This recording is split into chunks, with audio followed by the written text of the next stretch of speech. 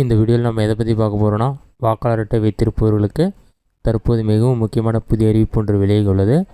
அது என்ன அறிவிப்பு என்பதை பற்றி தான் இந்த வீடியோவில் நம்ம டீட்டெயிலாக பார்க்க போகிறோம். இதுதான் பார்த்தீங்கன்னா தற்போதையான முக்கிய அறிவிப்பு. இதில் என்ன சொல்லியிருக்காங்கன்னா, வாக்காளர் பட்டியல் சிறப்பு சுருக்குமுறை திருத்தம் 2025 சொல்லி மென்ஷன் பண்ணிவிட்டு அக்டோபர் 29/10/2024 முதல் நவம்பர் 28/11/2024 வரை நீங்கள் வாக்காளர்னு சொல்லி மென்ஷன் பண்ணிட்டு மக்களாட்சியை வெளிப்படுத்துவதில் நீங்களும் பங்கேற்கிறீர்களா?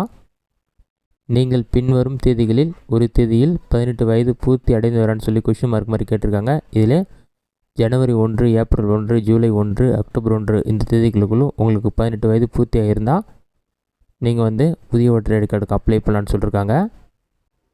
நீங்கள் முன்கூட்டியே விண்ணப்பிக்கலாம். அதாவது வரைவு வாக்காளர் பட்டியல் வெளியிடப்படும் நாளில் 29/10/2024 விண்ணப்பிக்கலாம். வாக்காளருக்கு 18 வயது நிறைவடைந்தவுடன் வாக்காளர் புகைப்பட அடையாள அட்டை மறுமுறை விண்ணப்பம் செய்யாமலேயே அவர்களுக்கு வழங்கப்படும் சொல்லியிருக்காங்க.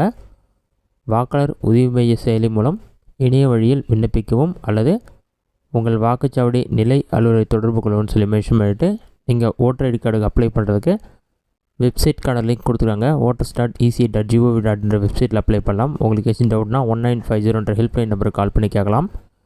அப்படின்னா மொபைல் ஆப்க்கான QR கோடு கொடுத்துருக்காங்க. அதை ஸ்கேன் பண்ணி மொபைல் ஆப் டவுன்லோட் பண்ணி நீங்கள் அப்ளை பண்ணலாம்னு சொல்லியிருக்காங்க. இது மட்டும் இல்லாமல் உங்களுடைய விண்ணப்ப படிவங்களை பற்றி தெரிந்து கொள்ளுங்கன்னு சொல்லி மென்ஷன் பண்ணிவிட்டு படிவம் மாறியதுக்கு பயன்படும்னா புதிய வாக்காளர் பெயர் பதிவு செய்தல், படிவம் மாறியே வெளிநாடு வாழ் வாக்காளர் பெயர் பதிவு செய்தல், RB வாக்காளர் அடையாள அட்டையுடன் ஆதார் எண்ணை இணைத்தல், படிவம் 7 பெயர் நீக்குதல், வாக்காளர் பெயரை சேர்த்தல், ஆட்சேபனை தெரிவித்தல், படிவம் 8 குடியிருப்பை மாற்றுவதற்கான நடப்பு வாக்காளர் பட்டியலில் உள்ள பதிவுகளை திருத்தம் செய்வதற்கான மாற்று வாக்காளர் புகைப்பட அடையாள அட்டை பெறுவதற்கான விண்ணப்பம்னு சொல்லி மென்ஷன் பண்ணியிருக்காங்க. இது மட்டும் இல்லாமல் நிர்ணயிக்கப்பட்ட வாக்குச்சாவடி மையங்களில் சிறப்பு முகாம் நடைபெறும் சொல்லியிருக்காங்க.